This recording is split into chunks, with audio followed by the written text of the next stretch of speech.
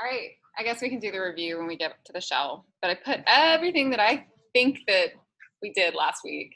Hopefully you all agree and remember all of those things. But the first thing I thought we might talk about today is the shell test, which is coming up in a week and a half. And basically, I think I said this on the first day of class, but any more from here. I've had trouble in previous semesters with students who never really make it through the command line part, and they never really get comfortable with moving around in the file system on the Linux command line, and they struggle for the whole rest of the class, and it's not fair to them because they miss so much, and I don't want that to happen. So I'm doing this, normally the amount of material that I'm going to cover in 5 lessons, the last time I saw this, I covered it in 3, so you guys should be very happy that we slowed down. But also, I want to do just a short test, which is going to force you to feel really comfortable in the command line, and I think you're going to get a lot more out of the class.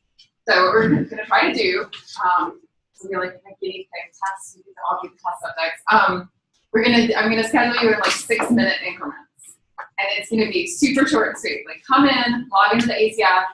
I'm going to ask you to do 10 things. We'll get a point for each thing if you do it right. If you don't do it right, we'll get you back on track and you can keep going. But it should be hopefully pretty low stress and really quick. Like we're just going to go through just a few basic commands. And I put a list of exactly the types of things I'm going to ask you to do. Log into the ACF. Hopefully everybody, if you are not there yet, let me know after class today because we need to get that figured out. Create a directory, create a file, tell me the full file path, put a line of text in the file, copy the directory from this location to this location. So all of these things are fair game. Full versus relative paths. Like if I say, you know, you have a folder, and inside that folder is a file, rename that file, but do it from where you are. You need to know what the path is to that file. Figure out where you are in the file system. So print working directory. Navigate to different places in the file system. How to create folders, how to create, edit, and look at the contents of files. Touch, nano, cat, head, tail, output to a file or append to a file, how to copy, remove, rename, and move files and folders, how to learn about other commands. I will not ask you about word count, unique, sort, or pipes. So you don't have to worry about any of that. I consider that super nice, super nifty, but non-essential. So this is mostly about just being able to move around and manipulate files. So if you guys have any additional questions or if anybody wants to come to office hours and do a practice, just let me know. I'm super happy to schedule that and go through it with you. Are there any questions about that? I'll just, unless so, if anybody, oh yeah. It's very specific. It's not about the shell test, but going through that made me realize that I don't understand one of these flags. Okay. Can I ask that now? Yeah, we can get to it later too. The R flag. Oh, that's a good one. Okay. The lowercase r. Yes. I see the explanation, but I don't understand what it does. And it does the same thing for both the remove and the copy command. Does anybody remember what the R stands for? Recursive. Recursive, yes. So it means don't just operate on the folder or the file I'm giving you. In the case of a folder, get that folder and everything that's underneath it. So if there's a whole structure, like I have a folder called data, and inside that I have a folder called raw and a folder called analysis. And under raw I have A, B, C, D, E. When I copy it, it's going to copy that whole structure. Or if I remove it, it's going to remove that whole structure. Where if I try to do a copy of a folder and I don't put the -r, it will just say, nope, you won't do it. I won't do it. If you try to do remove of a folder with contents, it will say, I won't do it. So you're not going to accidentally mess up because it's just not going to let you. But if you don't know to use that -r flag, you can't copy or remove folders that have contents. So that's the -r. So kind of to that same question, when we put the -r and we're trying to copy it, it only copies the structure, or it actually makes a copy of like the files and what's within the folders and the files all get copied. Yes. So you have to give it a destination, so a new name. But everything underneath there will be the same. So if you had like, I think the homework today that I just published had like dogs as a folder, and underneath Labrador.txt and Poodle.txt. So if you copy the dogs too, Labrador.txt and Poodle.txt will have the same name. You'll have 2 copies of files with the same name. But it'll copy them. Any other questions? Questions about the test?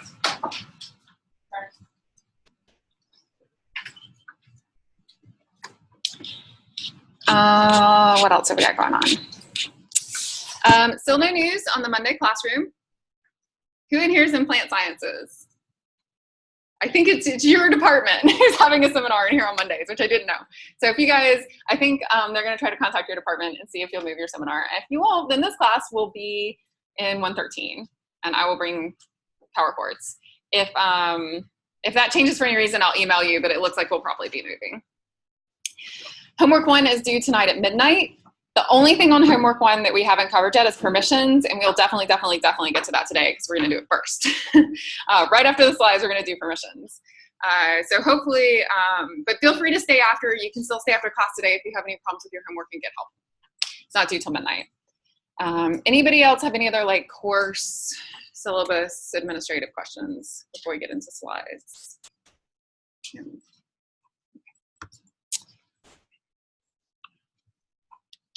So I want to talk very briefly today, start talking about databases, and we'll actually use this more next time. So next time we're finally going to start doing something that's biology related. Yay! We're going to do BLAST. But we're not going to do like many bioinformatics classes, especially the undergraduate class here. You learn how to do BLAST through the nice little GUI in NCBI or somewhere else. We're going to do it on the command line on the ACF. So that's going to be really fun. And we're going to download some data, and we're going to use different databases. So we won't get to use some of this knowledge today, but next time, next Monday, we will. And sometimes people wonder, why do we need databases? Like, what's the point of a database? And I do a lot of genomic databasing for my research, and I feel like I'm always defending that. So I have a lot of things to say about why we need databases. We need to archive and preserve information, especially 20 or 30 years ago. Each and every sequence we produced was very expensive and very precious. It is becoming less so today. Now the sequences are very, individual sequences are very inexpensive, but people are putting a lot of money into generating a lot of data. And if we archive and preserve it, we can continue to mine it for additional information, which is nice. To put all the things in one place to facilitate discovery. So big databases are nice because you can go search them and likely find everything that's publicly known, as opposed to if everything is scattered in 100 different places on the internet, you would have a very hard time to find it all. Databases also do the important work of enforcing and maintaining format standards. If we didn't tell scientists to put their data in a standard format, everybody would just make up their own format and nothing would work with any piece of software. So I think databases play a really important role of forcing everybody to use the same file formats. To allow reuse of data, I mentioned data is expensive, so it's nice when you can get another paper out of it, or a third paper, or another group can use it and do a meta-analysis. All these things are really nice. To prevent fraud in research, this is another really important overlooked role of publishing your raw data, or even your analyzed data. If anyone ever comes along and questions a manuscript and says, you know, I just don't believe this, I can't replicate it, I think this is bunk, going back to the raw data and redoing the analysis gives you a chance to, the authors, a chance to say, no, I did this, it's legitimate, there was no fraud here. Or maybe you uncover fraud and then you get that scientist out of the field of science because that's bad. So it's an important role for archiving data.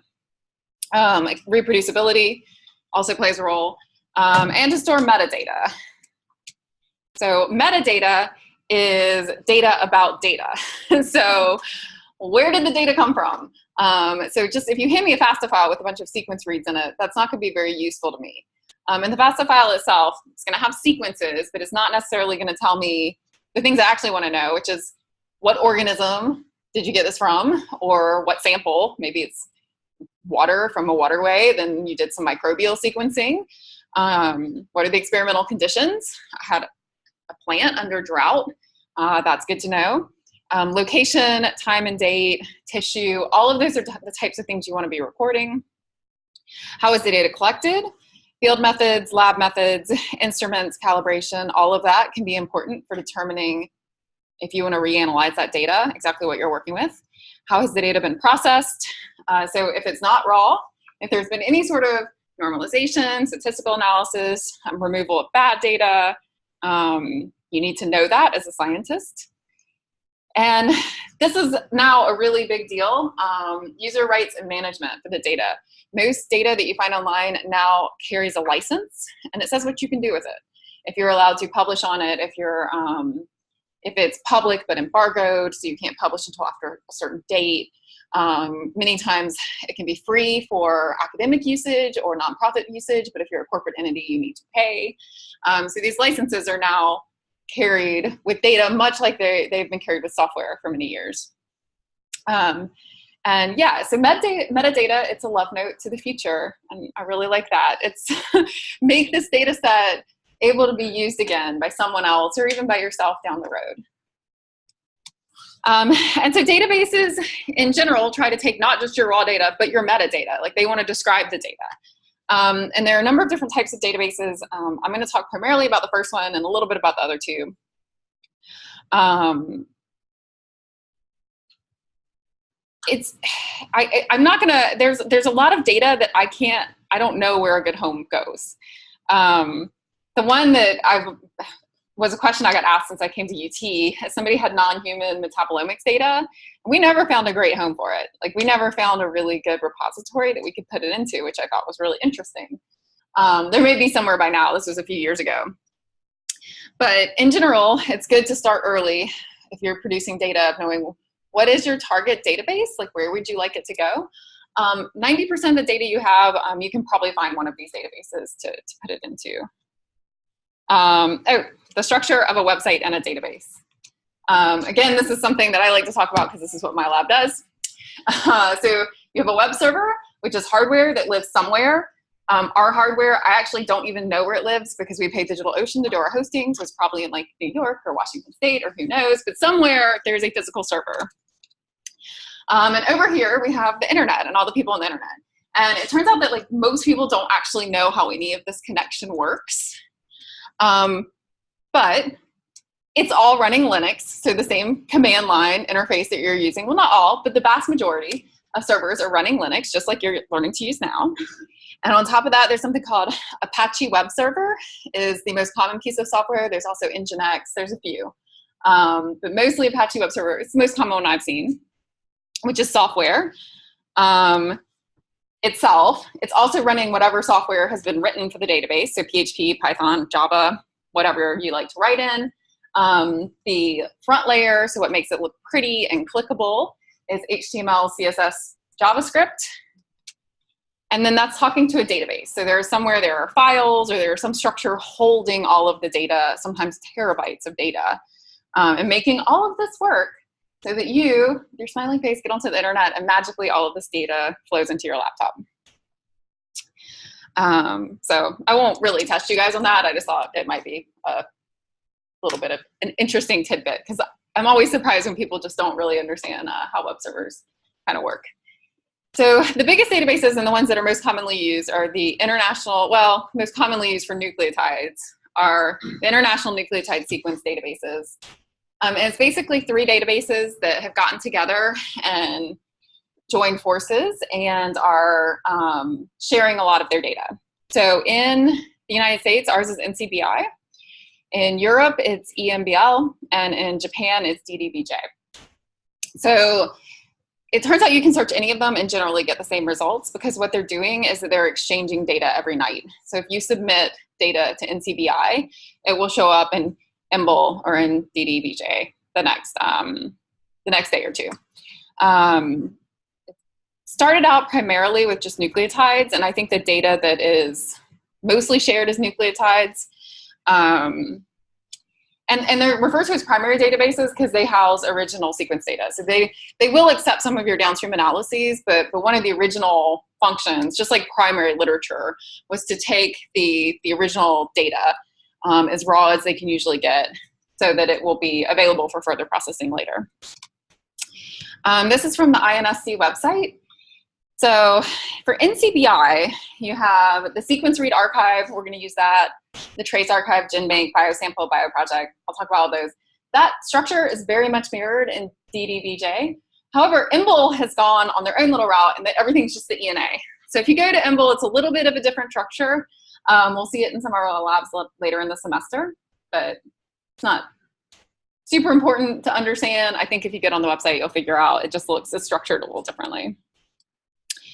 The front page of NCBI is a great place to start. They have buttons, discover, download, submit, analyze, which cover most of your bases of what you're going to want to do at this site, right there on the front page. For discovery, this is a really nice interface. You type in whatever you want, whether it's a taxonomic name or a protein name or a function, and it'll just tell you all of the things it knows about that word. Say, okay, I've got 9 books or reports, 2 mesh terms, 852 PubMeds, which is publications, 12,100 EST. So it just gives you a listing of all the stuff it knows, and then you can click through to, and this is only like the top third of the page. There's a ton of more stuff under there. So this is where I encourage people, especially if you're working on a new organism and you don't really know what's out there, go poke around. I would say go figure out, like, does this have a reference genome? What kind of protein support is there? What, how many genes are there? Just so you have an idea of like what your resources are. Download, especially with very, very large sets, can be challenging. They have an FTP site that is worth exploring. If you get into needing to download really, really big data sets, I'm going to recommend exploring Aspera, which is this private software owned by IBM. It's free for clients, and you would be a client, so that's good. It's very expensive for the people hosting the data. But it can be literally hundreds of times faster than HTTP and FTP, which are the 2 other internet protocols you would normally be downloading data. You have to install a browser plugin, but it will make a big difference. And lots of people don't do it because it kind of looks like a pain, like, oh, I'm going to have to install a plugin. But it will make things really, really a lot faster.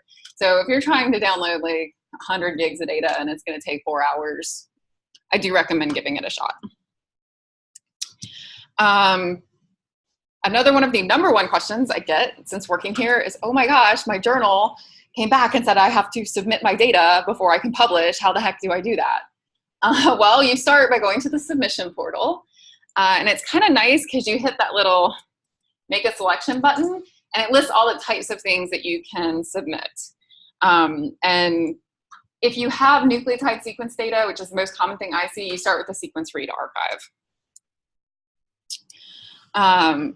Although there are plenty of other things, some of you may be generating other types of data, protein structures or something that I know very little about. But it should guide you through the submission process. But I'm going to talk more about the sequence read archive. That's what we use. We've helped probably 6 or 8 other groups here at UT get their data into the sequence read archive because it can be a bit of a pain. So I'm just going to tell you guys about it because it sounds like from your surveys, most of you will have some sequencing data. It accepts raw sequencing data and alignment information. And there is a really big emphasis on metadata. There is a lot of depth to your submission, so get prepared. The first thing you'll do is set up a bio project or an SRA study. I have no idea why they're called 2 different things, but they're essentially the same thing and they link to the same place. I think the most intuitive one, we've always set up a bio project, but either one will work. And basically you want to describe what you're doing, like the overall experiment, and what your overall goal is for a project. From there, you'll set up individual experiments. So if you have different experiments under the bio project, you create those. The definition, they say consistent set of laboratory operations on input material with an expected result. So your study might be drought response in poplar, and your one set of experiments may be RNA-seq, and another one might be metabolomics, or, well, that would be tough to get in CBI, but proteomics. Next, after you have your experiments, you drill down more and you create each sample. So if you have individual treatments and controls or individual plants, you create a record for each and every one. Well, it can be more than one, but they all have to be treated exactly the same. So if you have like 6 biological replicates that are controls, you would call those a sample. And then from there, you sequence each one, you have to upload the runs for each and every one of your samples. So I'm saying this so that you can, if you are currently waiting on data or doing experiments, start thinking about this. It is very hierarchical. So you start at the bio project, you drill down to the experiments, you go from there to the samples, and then from the samples to the runs. So yeah, bioprojects, go ahead and register one now if you think you're going to be using this, because it can form a place for people to find out what you're doing. So if you don't have a project web page, but you want to just tell the world, you know, I'm working on the American chestnut genome. I just want to kind of create a record of that in a public database. If anybody else is doing it, maybe that we could join forces, or maybe they could contact me. So you can set up a bio project without necessarily having any data yet. Just let the world know that you're working on something. And then as data comes in, you can add it. So maybe you start by adding you go out in the woods, you collect your samples, you create your biosample records. Your reads come back, you create your raw reads. Then you do your genome assembly, then you add that. Then you do your genome annotation, and then you add that. So you can add things piecemeal over the course of a project, which will make your life a little easier. Yep, so you can update as you go. The sequence read archive has their own format. Fortunately, you can still upload in FASTQ format, which is the standard. But it's really hard to download SRA data. And we'll see that in our next lab. But there is no way for you to just click and download a FASTQ file and get the raw data. If you want to do that, you can try the European Nucleotide Archive. And I should just show you that in a minute. I think I only have a few more slides, so I'll show you that. We will learn how to use the SRA toolkit, which is this one, on Monday. But in general, it's kind of a total pain, and it has to be in its own unique format. And I think I had these slides. I should have rearranged these. You used to have to use the SRA toolkit to convert your reads before uploading them, but you don't have to do that anymore, which is very good news. But we will learn how to use it for downloading. And the most important command, and pretty much the only command you want to learn, is FASTQ dump, which talks to NCBI and sucks the data out and puts it on your computer.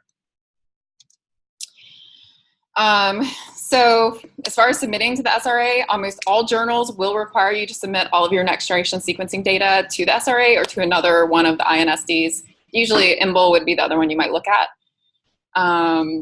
So collect all the data while the experiment is being done. Also, I kind of described like that bio project and experiment and the runs. They have template spreadsheets at NCBI. So you can go ahead and download those spreadsheets so you can see exactly what data they want and what form they want it in. So if you do that early while you're collecting your data, it can really speed up your submission time later on. And start the submission process early. We've had people come and say, oh, you know, my revisions to my paper are due on Tuesday, and they want me to submit my data, and that's going to take like an hour, right? And I'm like, no, that's not going to take an hour. That is going to take a lot longer. So don't be that person, because that person is usually stressed and doesn't get much sleep. So yeah, start early. Oh,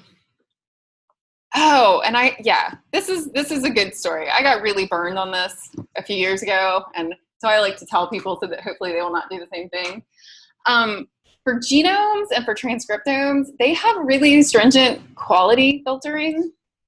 And so I had assembled this genome and went on to do annotation and all this analysis, and I pulled out these QTL regions, and we went to publish. I was like, oh, okay, we got to submit this genome to NCBI. Well, they came back and said, well, we think like 1% of your sequences are contamination, and we want them all pulled out of the genome, which was fine. They were probably right, but that meant I had to like redo all my analysis, and it like cost me like 3 weeks of time, and I was very upset. So yeah, you might want to consider, if you get to the point where you can submit something, go ahead and submit it and see what they say. And if they flag anything, it hasn't ruined any of your downstream analysis. This is not usually a problem with just raw data reads. They don't do a lot of QA on raw reads, but if you have anything upstream of that, like an assembly or an annotation, they may want you to alter it, and you may get contacted. They have a huge team of curators that will just email you and tell you, like, remove this and edit this sequence and take this off, and we think that's a primer, and you'll have to work with them. So that's a caveat that you should be aware of. Yes, and you can submit and keep the data private. They'll give you an accession number. It'll be private for at least a year, and you can keep pushing the privacy, pushing the publication date off.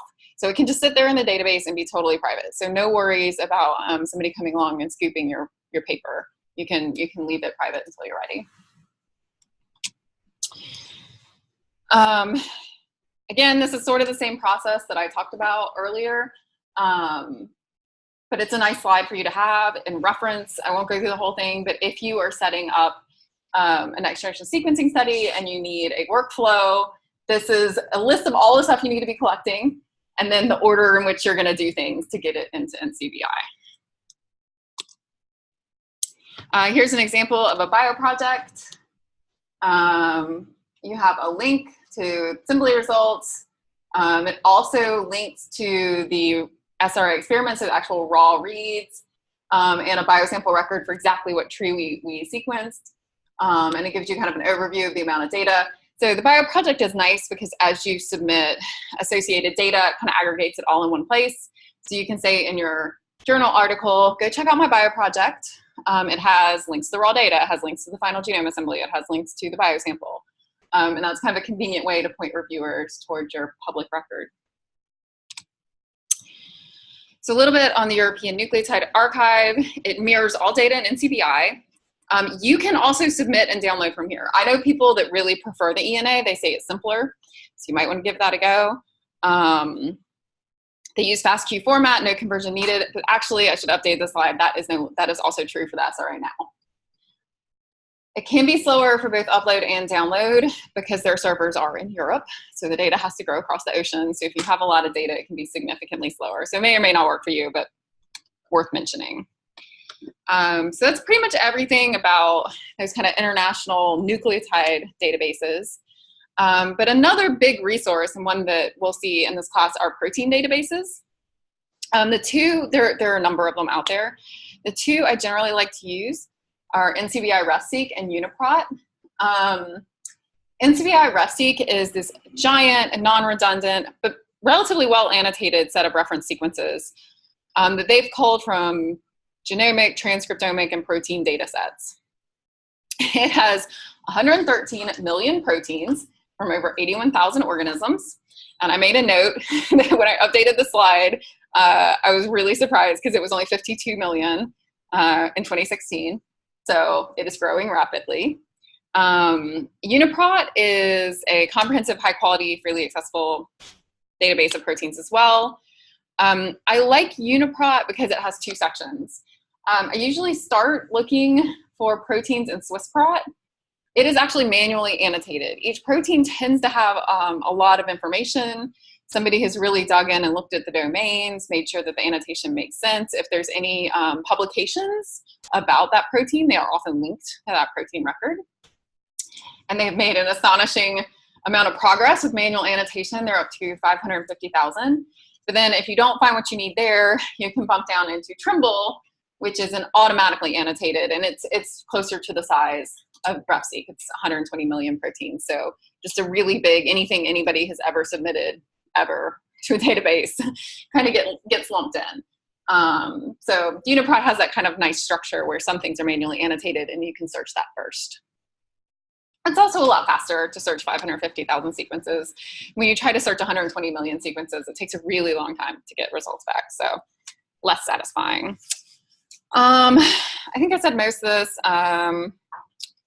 So the type of manual annotation they do in SwissProt is identifying homologs with BLAST, alternative splicing and frame shifts, so any sort of structural annotation, domain IDs and protein family classification. They have a bunch of software packages for that, and association with the relevant literature.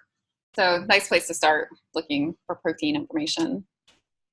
I run a community database, so this is near to my heart. I think community databases are still very worthwhile and serve a lot of data that the big databases won't take. They're usually set up to serve one organism or group of organisms. Sometimes they're set up to serve a very specific type of data. So something like green genes is focused on 16S rRNA, or mirror-based on microRNAs. And the advantage of having a community database is that you're generally going to get more manual curation. We often have more applied tools. So for a lot of the plants, we're actually building tools for breeders who are doing marker-assisted selection. And that's something that you wouldn't necessarily see at these big databases that are focused just on the genomics and less on application.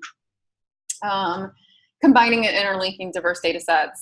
I'm more likely to be able to figure out that, like, John, who did the genetic map on this population, you know, when he retired, this other guy did the QTL map, but they're actually the same trees and they're just named a little more differently. And I can fix that in the database and make all the data interrelated because I actually know them, right? So that's the advantage to having a community database, is that you actually know the people and you know the data sets and you can kind of figure out how things are related. And lots of outreach efforts, including training. We do a lot of training at conferences and specific tool development. So when people ask me for things, I may or may not have the throughput to actually build it. My lab develops a software system called Triple that, with a bunch of other people, that underpins all of these databases. So we're trying to make one single software system that will run all the community databases, especially for specialty crops. And that's my website if you guys are ever curious. It's Hardwood Genomics. We work on a lot of trees, chestnuts and oaks and walnuts and ashes. So it's pretty fun. Oh, and this is my favorite sequence related. Let's see if I can get it to play video, is when the sequencing data comes in. It starts out fun and then it gets a little crazy. Which I thought was really cute.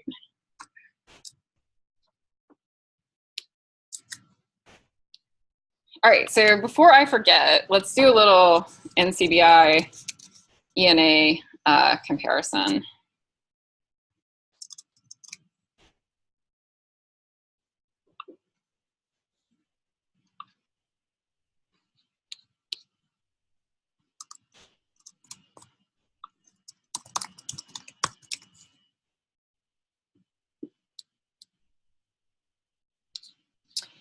So I'm going to go ahead and look for SRA, for raw high throughput sequence reads.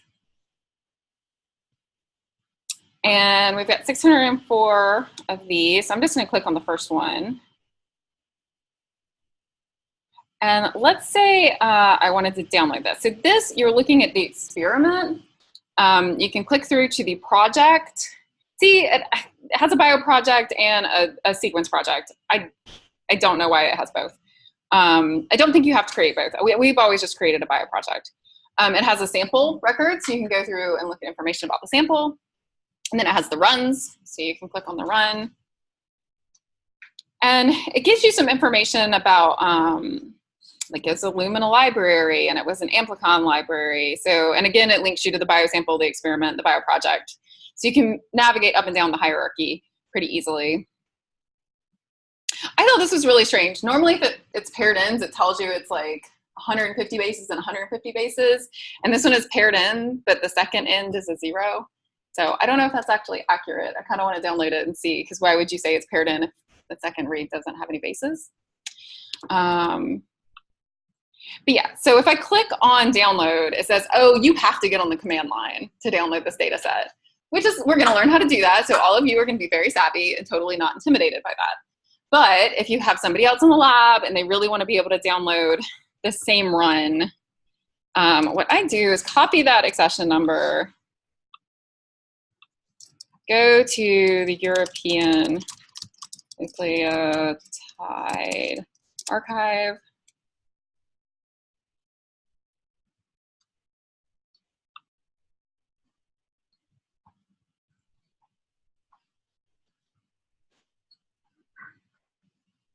and let's see if this will actually work.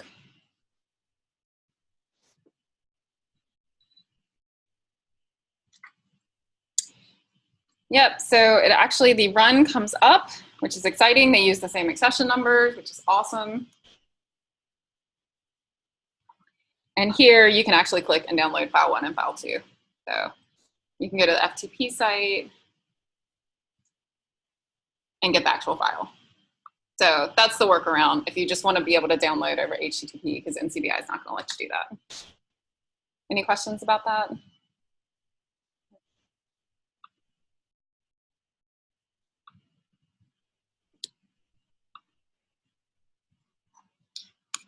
Okay, what is next on our list? Okay, let's talk about permissions, which actually is another set of slides, a different set of slides. But I think it's easier to see it. Before we get on the command line and look at it, I want to look at it conceptually. Yes, with great power comes great responsibility. One of these commands deletes the temp data directory and any file that starts with aligned reads. The other deletes everything in the current directory. We've already talked about the lack of undo. What is the difference between these two commands? One space. It's a little bit terrifying. So this is a problem.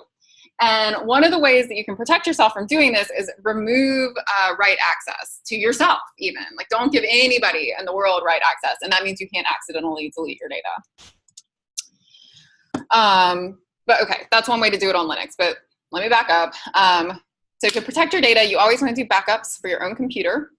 If you guys don't have an external hard drive for your laptop, you should go buy one like tonight and put it on your desk at work and just plug it in every time you get to the office.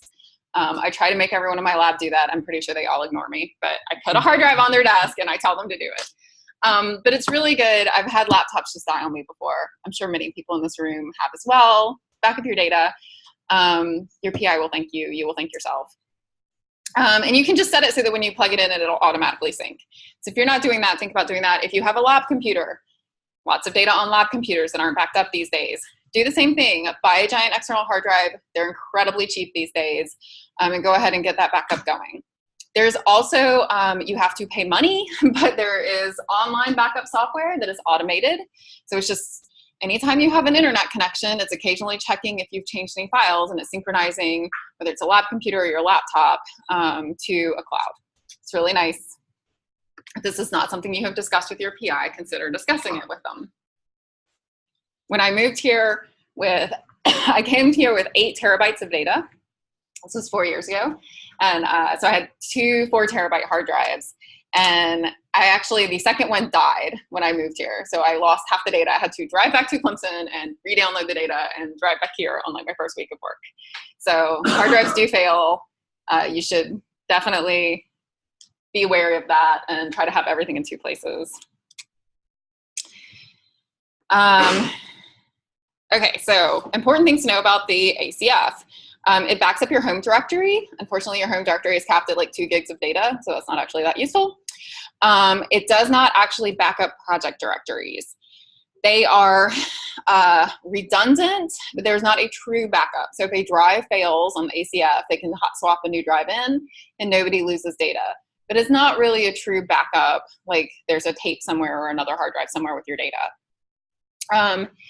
It's a pretty low likelihood that you would lose data, but disasters do happen. So once you're done processing things on the ACF, consider keeping a copy of your raw data and your final output in your lab. You know, I'm a little wary about trusting other people with my data, and you should be too. A couple things, other things to know about the ACF. I had taught an RNA-seq class last year, and I created a project on the ACF, and the project ended, and they deleted all my data. And they never sent me an email reminding me it was my fault. The project had an end date. I did not put that project end date on my calendar because it was a year away.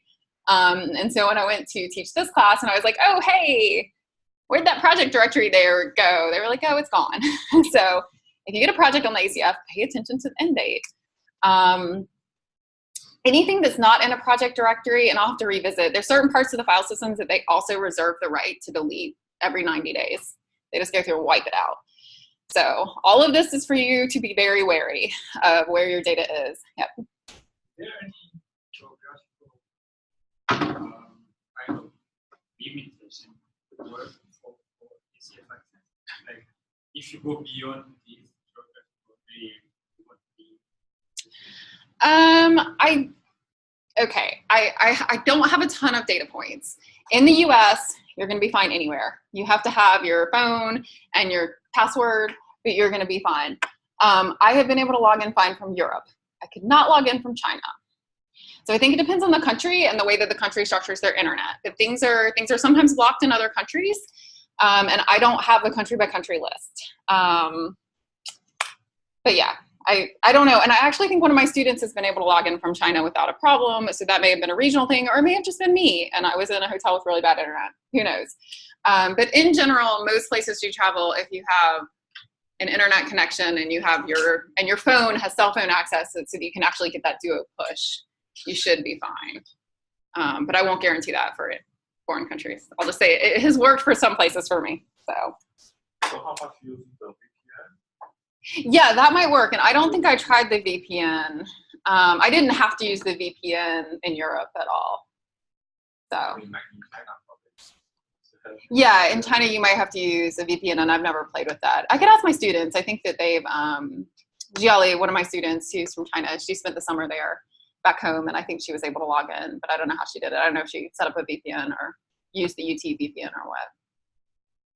But if anyone has more questions about that, I can totally hook you up with Jiali to find out. But yeah, everywhere in the US is fine. And you don't have to be in Tennessee or close to here or anything, or on the UT network.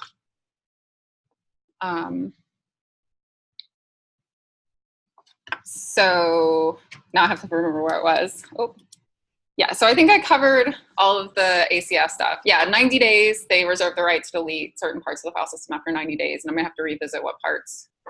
Not the project allocations. I think there's like temporary file storage that anyone can use. Hopefully somebody from the ACF will come talk to us about all that. But another way, if you are on the ACF and you don't want to accidentally delete it yourself or have someone else in your lab delete it, you can set the permissions to read only.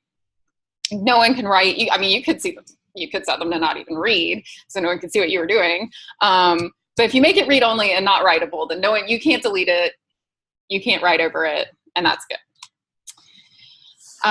So file permissions are broken down into 3 user types and 3 ways to interact with the file. The first user type is the person who owns the file. So if you create a file or you're the one who uploads it to the system, you are by default the owner. You also will have groups that you can be in. So like my lab, the Staten Lab is a group. Everybody in my lab is in that group. So I can give permissions. I can upload something. I will still own that file. But then I can give group permissions to everyone else in my lab. And then there's world or other. So if I want you all to see a file, I can give permission for anyone on the ACF to look at it. And permissions can control how each user type can interact with the file. So I can set for each user type whether or not they have permission to read the file, whether or not they have permission to write that onto the file. So that would include getting rid of all contents, adding contents, like any sort of alterations, and then the execute permission, which is the weird one, of course. For a file, execute means if you have execute permission, you have permission to run the file as a program. So if it has code in it, you have permission to run that code on the computer, which, if you have sensitive code, you might not want people to have execute permission. For a folder, execute permission means the ability to CD into that directory and the ability to access the contents of that directory. So you can protect a whole folder by removing execute permissions. And when I was an undergrad, I always thought it was funny to, my mnemonic device was like, oh, to execute, like you have to remember read, write, execute. I always remembered it as like executing, like killing the folder, which isn't a great corollary to what's going on, but I always found it to be a very useful mnemonic device. Any questions about execute permission? That's the one that's a little weird that everyone's like, wait, what does that do? And this is what it actually looks like on the command line. If you type ls-l, the long form of listing, a file, so you'll get these little like letters and dashes way off to the left side of the line. So the first thing is telling you this is like a shorthand for the permissions, and then it says the owner and the group and the file, and I think there's also like the date and some other stuff and the size. But for the most part, we're concerned about the permissions right now. So the very first bit, the very first character is almost always a dash. It's something called the sticky bit. We're not going to mess with it in this class. I just still don't fully understand it. We don't really use it. So don't worry about it. The next 3 characters tell you whether or not, what the user permissions are. So the actual owner permissions are. So if you see an R, a W, and an X, the owner of the file has read, write, and execute permissions. If you see an R, a dash, and a dash, then the owner of the file only has read permissions. The next 3 characters refer to the group, and the next 3 characters refer to the world or the outside everybody on the file system. So in a case like this would be the user. The owner can read and write but can't execute. The group can read and write but can't execute. And the rest of the world can't do anything. And this would be, anyone can read, no one can write or execute.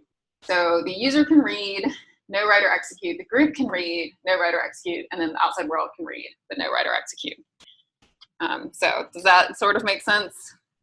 It's 9 characters. They're always in the same order. You just kind of have to memorize it. And this is how you actually change some of these things. So you can change the owner with the change own command. So if I wanted to change the file owner to Masato, I could say change own Masato file.txt, changing owner plus group. You do change own, and then you do the user, the colon, the group. There's also a change group command. We aren't really gonna have to mess with that too much in this class, but if you get into an ACF situation in which your whole lab has a shared folder, it's good to know how to give other people in the group access. You can remove write permissions from the user. So this is what you would use if you didn't want to be able to overwrite your own work. You would say change mode is what that's short for. So you're just modifying the permissions, change mode, user minus write file.txt. So the first character, they're like little arithmetic operations. You can put U for user, G for group, or O for other. And then you put R for read, W for execute, for write, or an X for execute. So that's how you add or subtract permissions. So in this case, you would be changing the mode for, oh, A is all. I said that wrong. I said other up there, A. For everyone to execute A plus X file.txt. And do not be scared to Google change mode. I feel like I do it a lot. If you can't remember all of the little character symbols.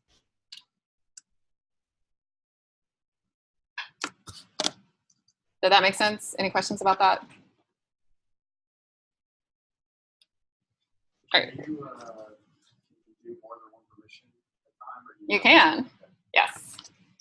Okay, let's do a quick little demo.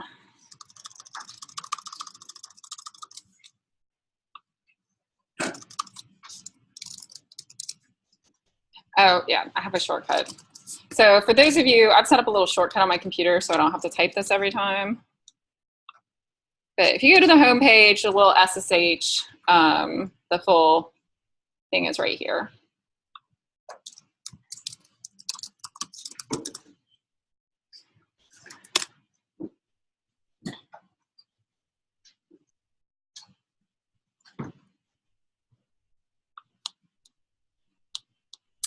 Okay, so we have a class directory set up. We haven't started using it yet, but and if you're having problems, Red Sticky, the ruler will come around and help people. So I'm going to go to this class directory, and I'm going to create a file called file.txt, and it's there. And there's nothing in our class directory. At some point, we will all have lots of folders in there. We'll all have our own folder, but for the moment, we don't have that yet. And then I'm going to go ahead and open up and put some stuff. And Control O.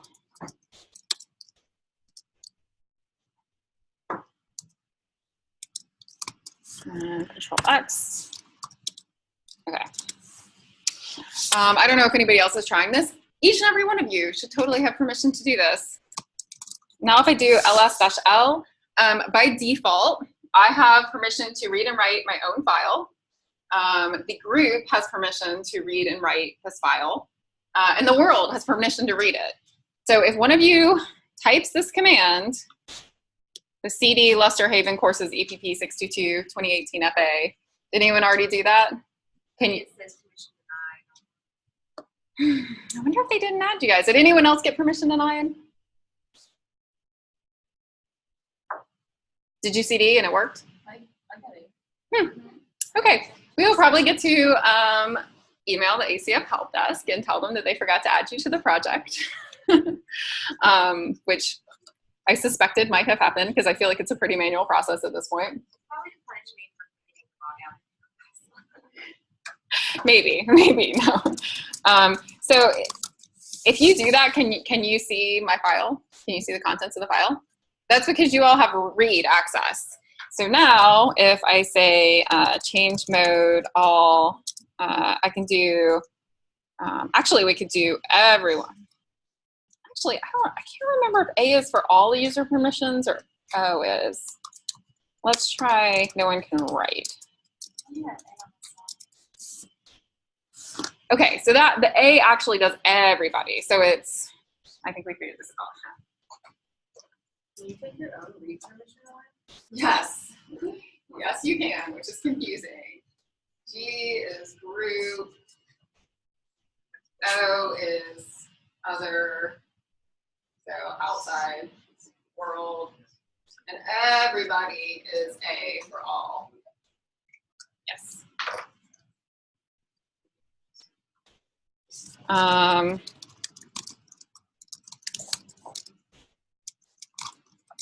So now this file has no permissions for anybody to do anything.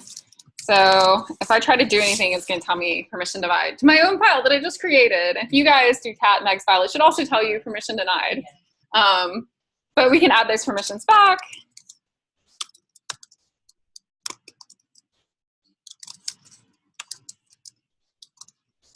Now everybody should have read permissions. And I'll be able to read this other file. Yay! So yeah, so this will be dangerous for our class. Like previously in the class, everybody's gotten to work in their own home directories, and instead they want us all to use the same directory. So we're gonna have to be very careful because everybody, without setting proper permissions, will be able to overwrite everybody else's work, which is, yes, a little bit terrifying. So when we get to that point, we are going to try to work very hard on making the permissions work well so that that doesn't happen. Okay, any questions about that? Nope. All right, on to, I think we're down to the lab.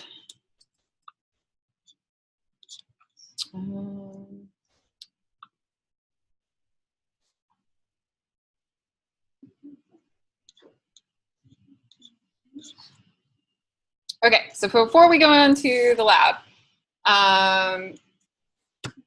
well, we already talked about the -R flag. Are these any of these other concepts you want me to go over first? I can run through one of them as an example before we start new stuff if you want. No? Everybody feeling pretty good? Yeah. Sure. Okay, so that was a good example. We just did nano. We'll do it again. So I'm going to do Meg's file 2. So this file does not exist. So I'm going to type nano and a brand new file name.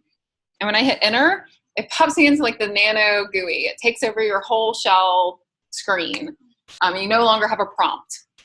But it's going to give you an opportunity to add text to this file. So you can add anything you want.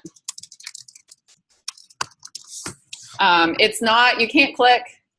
Sorry, everybody wants to use the mouse to click in. You have to use the up and down arrows, which is a little frustrating. But it's easy. It works on every terminal. It works on everybody's computers. So we're going to use it for this class. If you want to exit, so this little caret means the control key. So control X will say, when it says save modified buffer, that is computer ease for save changes. And so you just want to say yes or no. If you type just a Y, that means yes. And then it will ask you, is this the file name you want to use? And if you hit enter, it's going to use that file name, but you can also back up and name it something else. So it's a lot like save as on Word, just a little more clunky.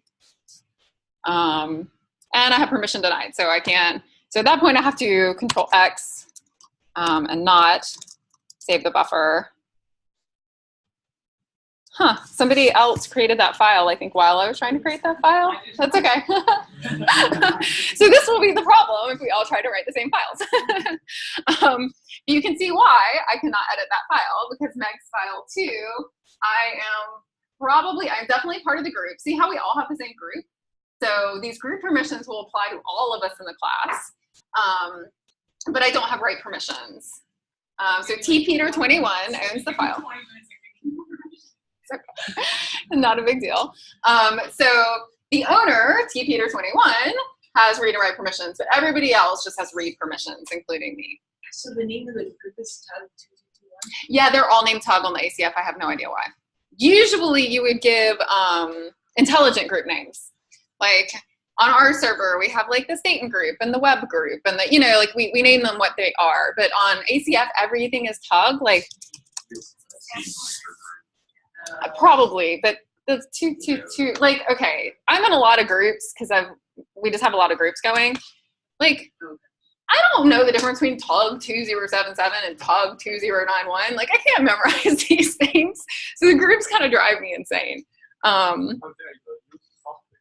Yeah, and I also have UT software and UTK software, and I don't even know what those groups are. They just magically appeared on my account. I don't ask questions. But maybe that means I can install software. I wish I could, but actually I don't think I can. So if you type groups, you should see all the groups that you belong to.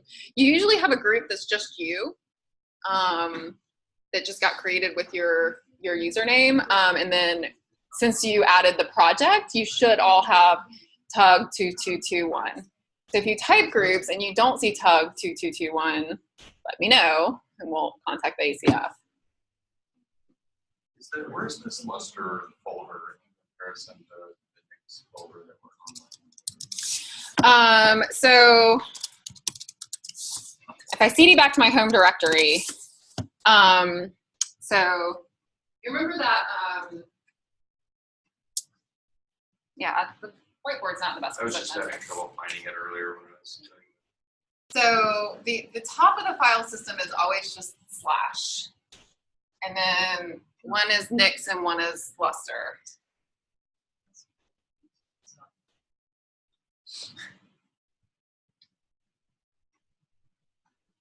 Like that.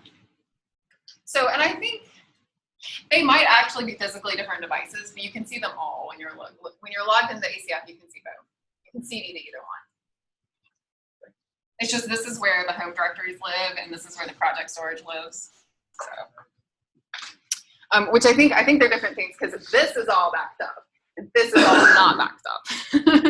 So, but it's like if you don't know all these ins and outs, like you can very easily lose data. It's just anything on the ACF expected to maybe not be there in 6 months. That's all I'm saying.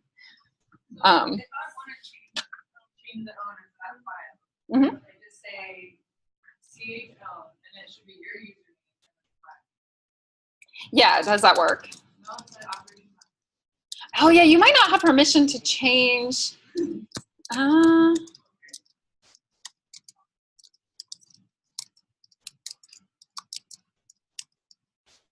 Wait, I have to get back to,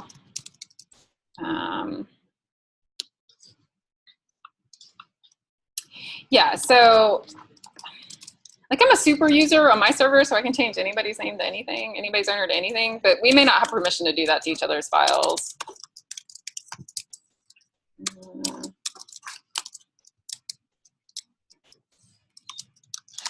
Text.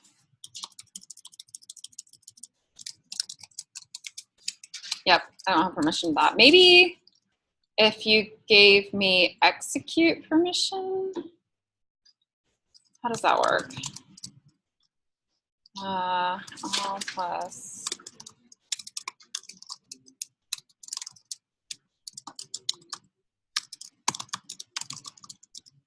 Okay, try changing megsfile.txt to be your owner, that you're the owner, and see if it works.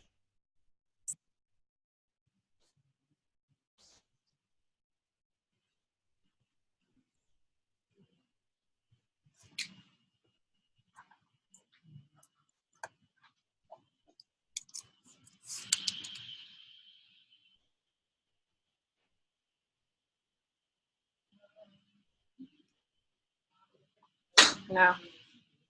You may have to be a root user to do that.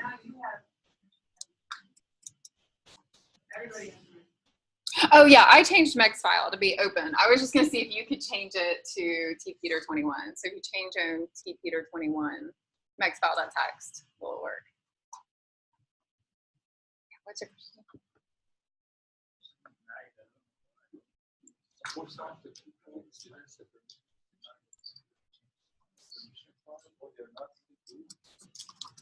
if you try to CD this to this directory and you can't get in, just CD to that directory. If it says permission denied,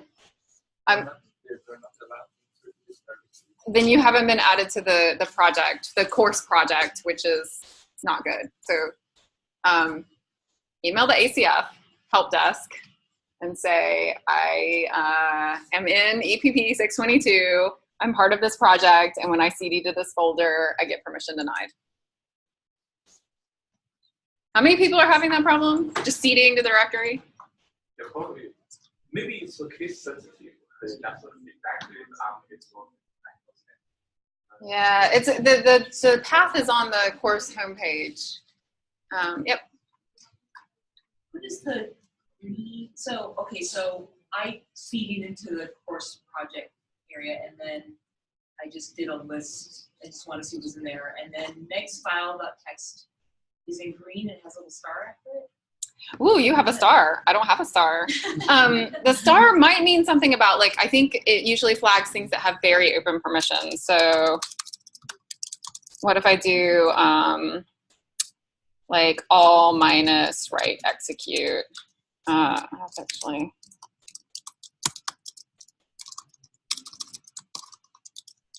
So yeah, mine went away from being green. It has something to do with world writable or world over. So this is a big security hazard, right? Like that file right now, anybody on the ACF could go clobber it, could just like delete it or rewrite it or do whatever they wanted to it. And that's not necessarily a real good idea. So like a lot of shells will put files in different colors based on their permissions. So some people, depending on what shell you're using, sometimes it will color directories different from files. And sometimes it will color things that are executable or with super open permissions, different colors, because it's a security hazard. And it might be even if I just add back execute permissions, it might do that. So you take the little star, not just the color, but the little star, from what I'm seeing. That probably means executable. Okay. Yeah, so it went back to green. So that probably has to do with being executable. So it might be indicating, oh, this probably contains code and you can execute it. It doesn't, but it may think it does because it has execute permissions.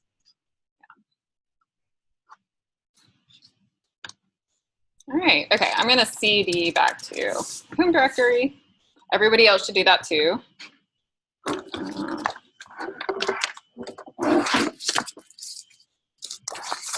And we are gonna talk about loops.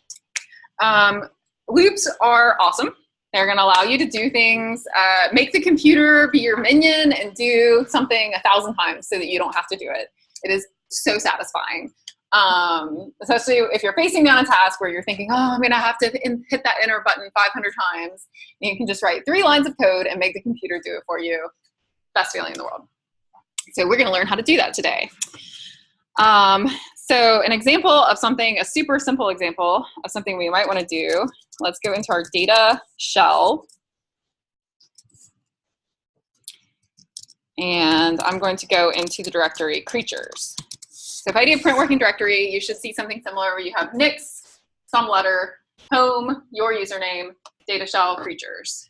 If anybody doesn't have that, put up a red sticky and Ruler will help you. And then if you do ls, you should see basilisk,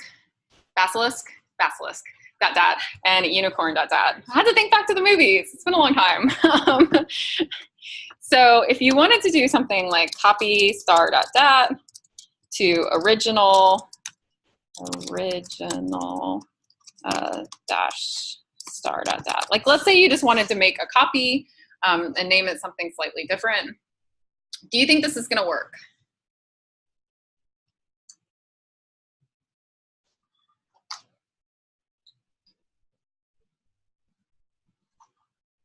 Any takers? No, Why not? I tried it. You are correct. You don't know which one, it doesn't know which one you're asking for. Yes. So this will expand and say, okay, star.dat, I know I can see in this directory there's a basilisk.dat and there's a unicorn.dat. But over here, the star doesn't expand to anything. It says, I don't know what you're talking about. Like there's no original dash. Like I don't know, it's not smart enough to know to take what it found here and reuse it over here. The command line doesn't really work like that. The copy command isn't smart enough to do that. So to do that, we're gonna have to learn how to write a loop.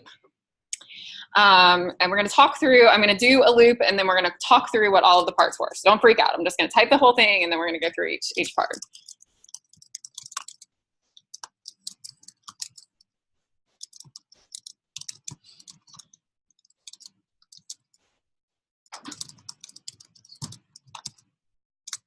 Okay, so we did something very exciting here.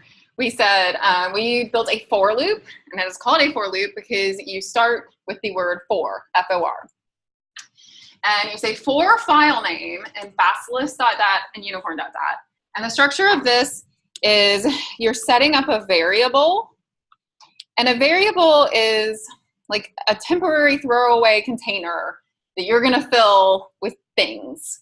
You say, give me a little container called file name. So for each time I have a file name in, and then you give it a list. So you're basically, what would be a good example? Like when I grade homeworks, I'm gonna say, for question 1 and 28 homeworks, if it's A, do this, if it's B. But I have to say for this task, go through this whole list. So that's kind of the setup for my variable in this list of things. And then here's where you actually have the what you want to do.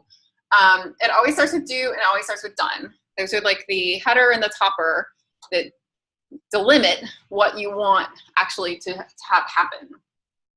And so then we write our little command line, which is the command we want to get run, head-n3 $file name.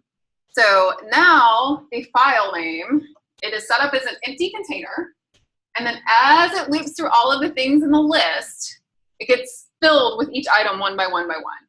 And we reference the fact that it's a variable with the $sign. So for file name and basilisk.dat and unicorn.dat, the loop starts. The first time it goes through, file name is going to hold basilisk.dat. So you can come down here and say head-n3 $file name. What is file name holding right now? Basilisk.dat. Great, done. Go back up here. Do I have another thing in the list? Yes, I do. I have unicorn.dat. Put that into file name. Come back through here, execute the loop. Head-n3 $file name. What is $file name holding? Unicorn.dat. Great, run the command. Done. Go back up here. Do I have another thing in my list? No, no more things in the list. And then it finishes executing. Does that make sense? The way it you have an empty container called a variable, you give it a list, each item of the list gets put into the container, and then that gets used to execute whatever's in the middle. And then it worked. So it gave us the first 3 lines of the first file and the next 3 lines of the other file. Could you do a star.dat? Like, could you have it search instead of writing out each individual thing? You had a list of like 20 things that you wanted to search from. Mm-hmm. Yes, that's the next example. So good job. So for file name and star.dat, do, and we can do anything else here. Like we could, I don't remember how long these files are, but we'll concatenate them to the screen and see what happens. Well, that might be a lot. What would be, we could use tail.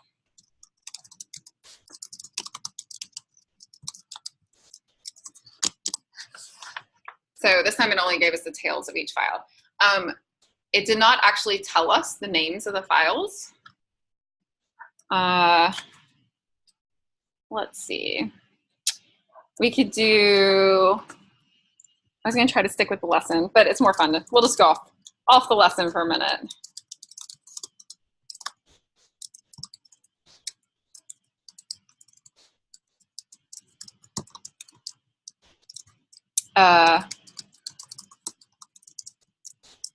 So you can put more than one command in the loop. And this isn't a command that we've seen before, but echo is a very like super simple command where it just echoes back the thing you've given it to the terminal. So let me run this. So this went through the loop, and the first thing it did was print the last line, and the next thing it did was echo back the file name. And then the next thing it did for the next file was print the last line and echo back the file name. And that'll work on the command line. If I say echo hi there, say echo basilisk.dat, basilisk.dat. Echo is just a dead simple command. It just like spits back whatever you give it. But it's really nice for loops because it kind of tells you what is my variable holding. So it'll just print what the variable is holding if you echo it.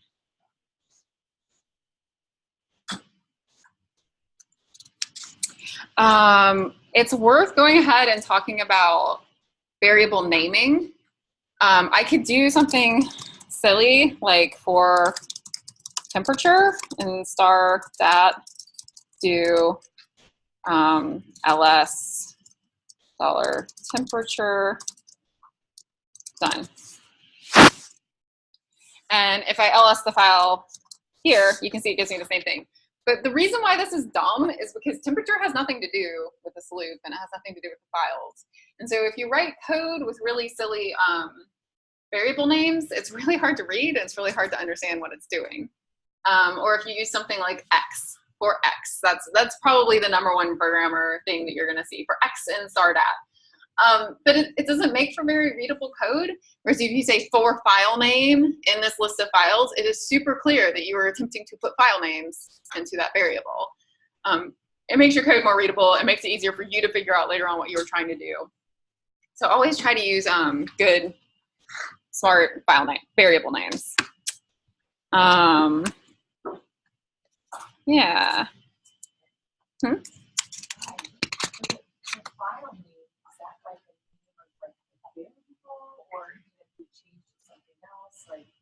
Are you using file name in a way to like call fastest.dat? Yes, it is an empty container, and you can name it whatever you want to name it. So you could name it, we'll do another one with x, for x and star dat. And this is just a shorthand, like it knows to go get those files. And I can make this a little higher, maybe it's easier to see. Do head $x, done. So I can name that variable anything. It's just an empty container, capital letters, lowercase letters, numbers, whatever you want. You always have to, you name it without the $sign at the top, and then you have to use the $sign inside of the loop just to clarify that it's a variable. So if you wanted to use a word like cat that also has meaning in the shell, it would know as a variable when you put $cat. So the dollar sign's only used inside, but you can name it whatever you want, and it works fine. I'm hitting enter at the end of each of these lines, and it's giving me a new, so let's see. Like when I hit enter here, it says that is not a whole for loop. You need to keep going. And then I hit do, and it says, nope, still not a whole for loop. You need to give me more.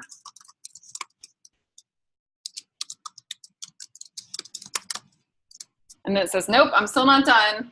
And then if I type done, it knows that I'm done. So oh, and I messed that up. So I put star dat, so it printed everything. It expanded both for the for loop and inside, if that makes sense. It ran head-n1 star dat as many times as there were items in the list. Okay, but the point I was trying to make is that if you hit the up arrow, it's gonna show you how to do this in one line. It's a lot harder to read, I think, in one line, but you can do it in one line. And the way you separate those different commands is with semicolons. So you have to say for x in start at semicolon, do whatever you're gonna do, semicolon, done. And if you want to put more than one command in here, and let's fix this. Instead of start out, we'll put $x like I meant to originally. Okay, so again, I think this is really hard to read, but it should work. The for loop is going to loop through all of the files that match start.dat, do head-n1, echo the file name, and then it should be done. So can I ask with the variable, so in the beginning, it's finding all the .dat files and filling X with that information. One by one, yeah. And then the next, with the do, then it's just filling X with the first line. Is that what's going on with the X, the variable? Yes. Is the X getting overwritten? Yeah, so the X is changing with each loop. I think loop is a really apt name for these because it is like just looping through everything between do and done. So it will have like let's say I had like 10 papers to grade, and I'm going to do the exact same set of things for each and every paper. I'm going to make the same decisions and the same evaluation process. So that's the loops are. So I say for these 10 things between the do and the done, grade question 1, grade question 2, grade question 3. And then I'll go to the next one. There'll be a new a new item in the list, it'll be like grade question 1, grade question 2, grade question 3, and I move to the next one. So between the do and the done is where you're explaining to the computer the tasks that need to be done on each item, if that makes sense. So the top part is where you're setting up your list of items and you're giving them a name. You need a container so that you can use it later on. So that for part is just setting up the list. And then between the do and the done is where you're specifying, what do you want to do to that list? What do you want to do to each item in the list? Does that make sense? Sort of? Yeah, I was just asking, like, so you have the for, and then in the next part, what's happening to the list? So the list is first filled with, maybe if you can build in like CX at every point. I think that would Yeah. figure out. So we'll go back to file name because it's descriptive. Oh, that's not gonna work. So Control C, I already messed up. So Control C is always your like, get out of whatever I did.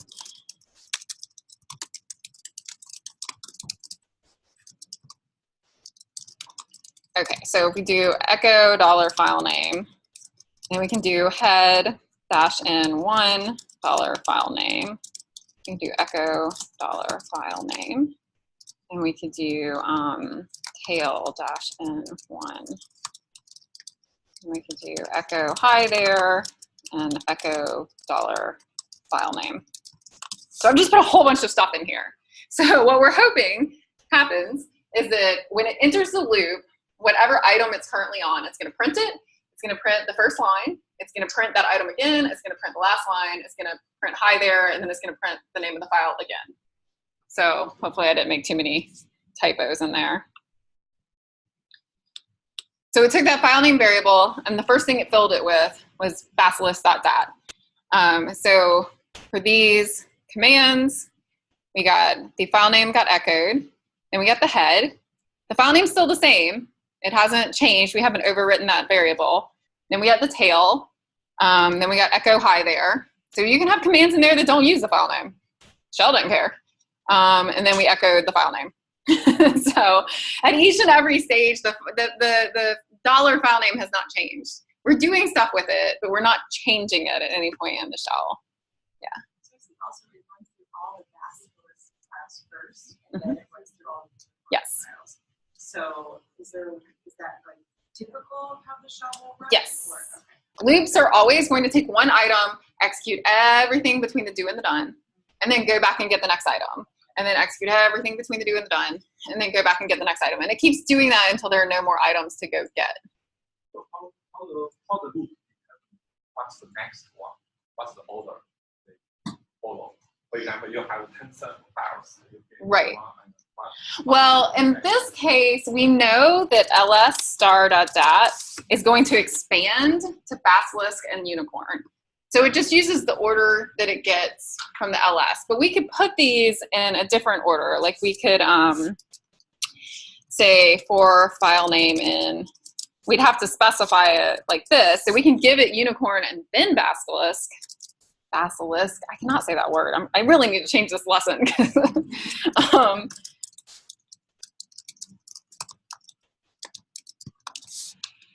And this time it's going to do unicorn first and basilisk second because that's the order that we gave it the list. Yeah. Why then dash R can't be applied? It can be, but you're getting into, you would have to list the files, pipe it to, how would you do that? I'd have to think about that one. There's a way to do that for sure, but I don't know it off the top of my head. Recursively power through every file. I think you would have to do like an ls-r, which is, I think is a recursive ls, and then ls-R, and then feed that into the loop, which you might be able to do, oh, I don't know.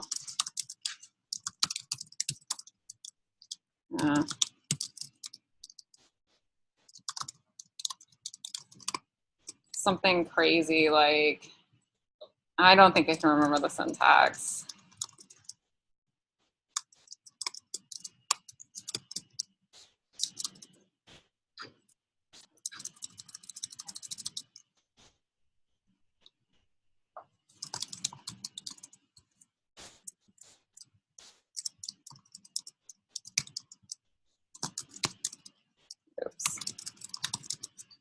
Yeah, it doesn't like that. I'd have to Google it. But yeah, there's a way to, you would have to create the recursive list of files and then feed it back into the loop. But I don't know off the top of my head. Usually I'm writing shell scripts to just operate on a big pile of data files in the same folder. But if you did have them in different folders, you could probably program your way out of that. At that point, I would probably move to Python, which would be a whole other thing that we'll get to in about 6 weeks. But for shell scripts, I'm generally thinking, or for shell loops, you're generally trying to do something pretty straightforward.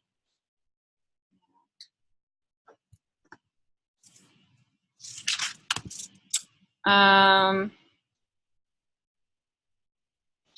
there a way to set what it's spitting out into another file? Yeah, so let's say, so your greater than symbol is still gonna work. So for x and star dot, do cat $x into new file. So what is going to be a new file when we get done running this loop?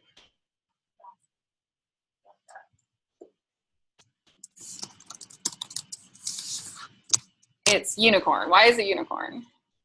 Anybody? That was the last one. That was the last one. So it created the file for basilisk. It started the loop over, and it created the file for unicorn, and it spit it out. It overwrote the file. So let's do head, so it'll be easier to see. So in this case, I'm going to use the append operator, the double greater than. And now if we look at new file, what did I do wrong?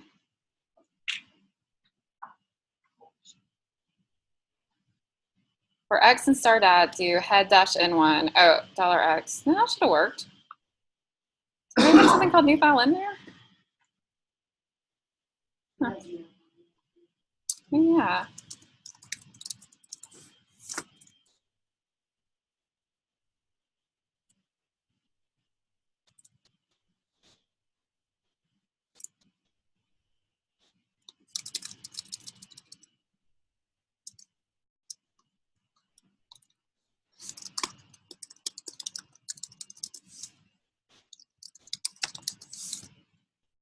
It worked that time. I don't see what was different between my original code. But anyway, so in this case, it's going to expand to basilisk and then the unicorn, and each time it's going to print the first line, but since we have the double greater than, it appends it each time instead of overwriting it like it did with the single greater than. So, yep.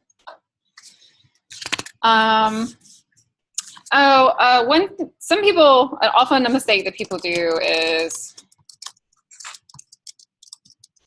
just $x. And that doesn't do anything because it tries to run the file as a command. You have to put echo in front of it. You have to put something in front of it. Like if I just type basilisk on the command line, it's not a command in itself. So if you want to see what's in the variable, you have to do that echo command. You can't just put it as its own command line.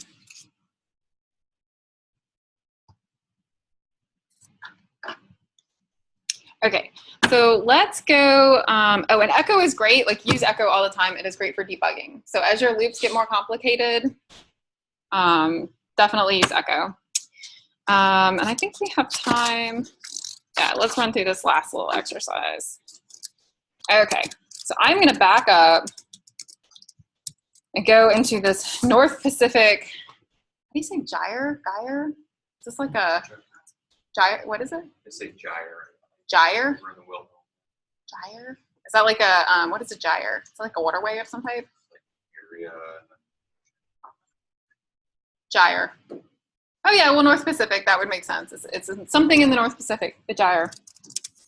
And then I'm going to go into 2012, 07, 03, and do an LS. So in this example, what we want to do is we want to run the program goostats on every single one of these files. We don't want to sit there and type QStats the first file, QStats the second file. That would just take forever. The way QStats runs is, and to run a file, there's a number of ways to do this, but in this example, the way we're gonna make it run is to type bash QStats, and that basically just means I want a shell to execute this. Well, we've already learned permissions. We can, so the other way, because it's green, I'm pretty sure I have permission to execute it. So I'm just gonna say execute it from here. Normally, computers won't let you execute without specifying a path because it's just considered, I guess it's more safe. Like you should be really thinking hard about whether or not you want to execute something because it might be a malicious piece of code. So if I just type goostats on the command line, it will not let me run it. But if I type /goostats and I give it a relative path, it will run. And then I'm going to put in the first file here.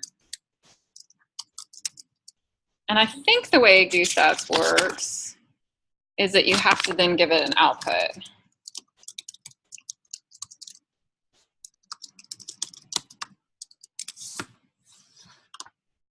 It takes a second to run, but then we have our output file with whatever stats is in it. I don't know what's actually in any of these files. Some numbers, yay. We did something that produced numbers. Sounds like a good thing. Okay, so I'm gonna remove that file and we're going to work to build up a loop that will run goostats on every single one of these files.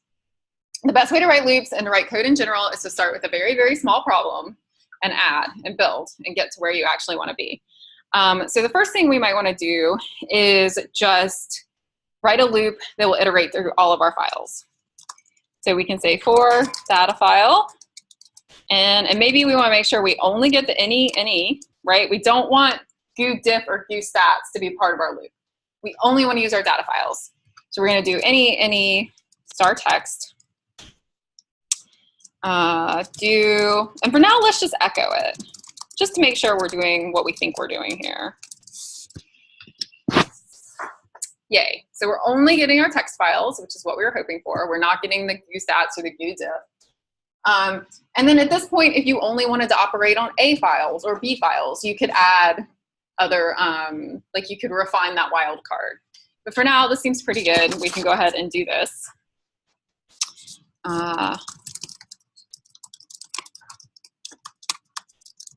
So the next thing we might want to do is go ahead and try to, well, let's do echo $data file. And we want to make sure that we consistently name all of our output results. So I'm going to name it stats-$data file. Just to see, will that work? Will that create the file that we expect it to create?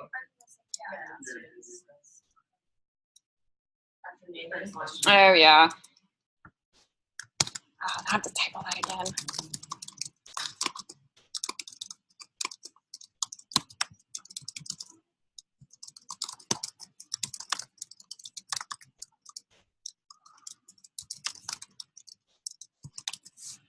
Okay, let's see if that works. Yes. So yay. And again, echo will give you back everything that comes after it. So you can put multiple things after echo. In this case, it is convincing me that it is taking each and every one of my any files, and I can use that variable to create a new file name called stats-any with the same backend.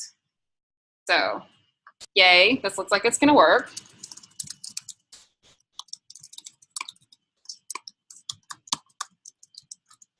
I'm gonna keep my echo because that's gonna tell us how, as we iterate through each one. And then I'm gonna do the goostats, $data file, stats, $data file, and done. So in this case, iterate over each of our any files, echo the name so we know where we are in the loop and what is our variable holding. And then I'm gonna run this goostats program. The input is $data file. The output we're gonna name stats-$data file because this variable between the do and the done is holding the same thing. It's going to take this input and put it into a output file named the same way, to stats with the same name. And this little QStat takes a few minutes to run. But now you can see our loop is running and it's like, Now we don't have to type all of those things in, and the computer is just doing all the work for you. Isn't it great? So, and I'll go ahead and kill it since we don't actually care about these results. So Control C, we have to hit it a few times because when you hit Control C, it only breaks one iteration of the loop. But now you can see, at least as far as it got, it created all of those stats files. Any questions? Yes. Yeah, I mean, I think I can probably figure it out, but you started out when you were calling, or you were asking the computer to execute stats. You started with bash stats. Right? Oh, yeah. So And the then two ways. Can you explain the difference between that and what we did? There is no difference between running. There is mostly no difference between running do stats and like this. 9, 7, 9, 2, 9, 8.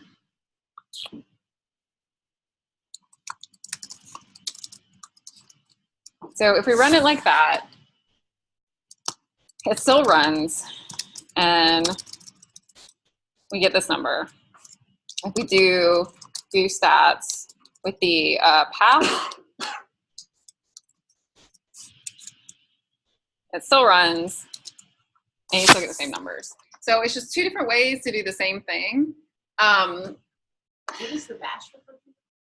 So the bash is setting up a new shell environment for the command for the software to run in. The only point at which these would be different is if you had like shell variables that you cared about, but we don't have shell variables yet, and probably will not for this class, so we don't care. For this class, these are functionally the same thing. Either one will work. The software carpentry lessons all use the bash and then the software name. Everyone I know and actually in practice uses the /. Probably because it's just shorter to type. And you could execute it from somewhere else, right? So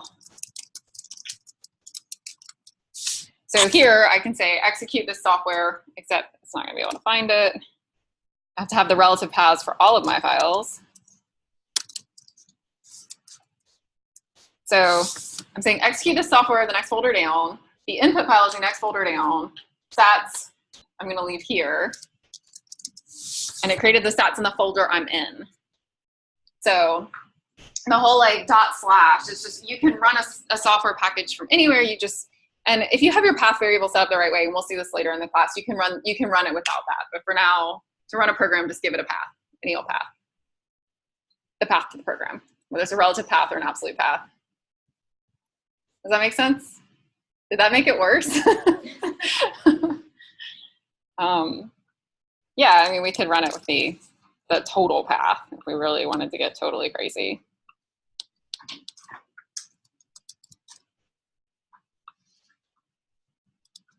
Okay, so that's the full path to GooStats. And then the relative path to a possible input file, and then an output file in the current directory. We're using absolute path, relative path, and no path. And it'll still work.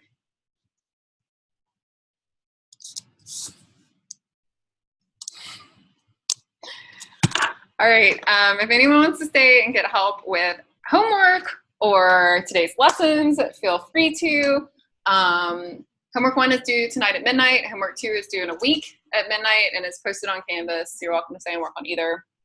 I'll be here until at least 5 if you need any help. And anybody who has questions, come find me. All right. Thanks, guys.